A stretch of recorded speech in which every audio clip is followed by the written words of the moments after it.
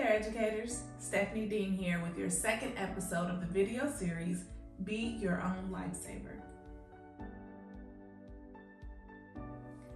We hope that you're able to glean some tips from this series to make your school year a little bit more manageable. Last month's video, we talked to you about the many opportunities that you have access to with your state health benefits plan. As you make your selections during open enrollment, feel free to use our previous video as a guide. Thank you everyone who watched the video and completed the questionnaire at the end. And congrats to the winners of the $25 gift cards.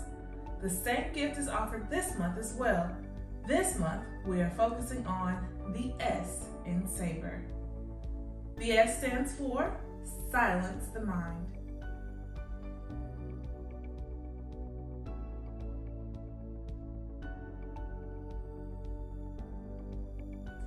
At this point in the school year, you're counting down the days until both Thanksgiving break and Christmas break, as you're wondering how in the world you're gonna make it another 6 months. And this year specifically is the worst you've ever experienced this feeling. But don't panic. You're not alone. You can do this. Try applying Lifesaver number 1, Silence the Mind. You talk to kids all day, coworkers all day, parents, not to mention walking into the teacher's lounge where everyone is involved in chatter about what's going on around the school, which, by the way, try to stay away from the gossip. It overwhelms you even more. Nevertheless, this is a lot of social interaction in one day, not to mention IEP meetings, conferences, collaborative planning meetings, etc. So, here is tip number 1 on silencing the mind. To prevent yourself from being socially overwhelmed, debrief on your way home. Positive self-talk, either out loud or inwardly. Get it out so that you don't have to bring it up again. Then when you get home, try sitting in silence for 10 to 20 minutes. Turn your brain off. Tip number 2. Once you walk through the entryway of your home, you have entered the no work zone. Give it a try. Stop taking work home.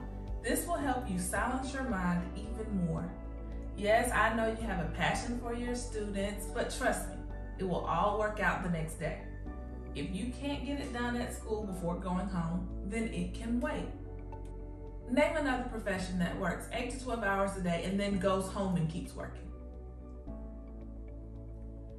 If we give too much of ourselves to our job, then what do we have left to give to ourselves? Tip number 3. Put a time limit on how often and how long you stay after school. For example, when I was a teacher, I told myself I was only staying till 4 o'clock after school, 2 days a week. That was my limit. I knew that we had a balcony meeting every Wednesday after school. That was one day. And Thursday was my second day.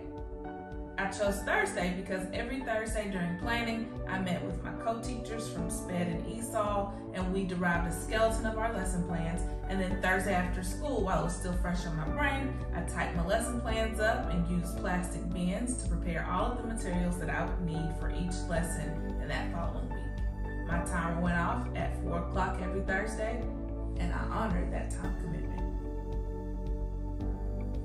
Tip number 4.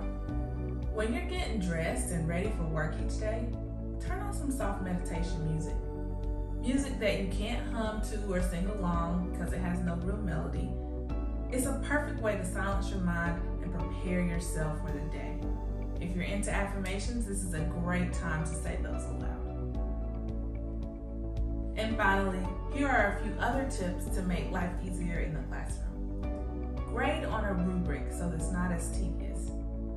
Give more participation grades. Try using Kahoot, Nearpod, Edpuzzle, Quizlet, Study Island, and Quizzes more, as they all offer grades that you don't have to grade yourself. That's it. Thank you so much for tuning in. And don't forget to click the link in the description to complete the questionnaire. Hang in there. See you next time.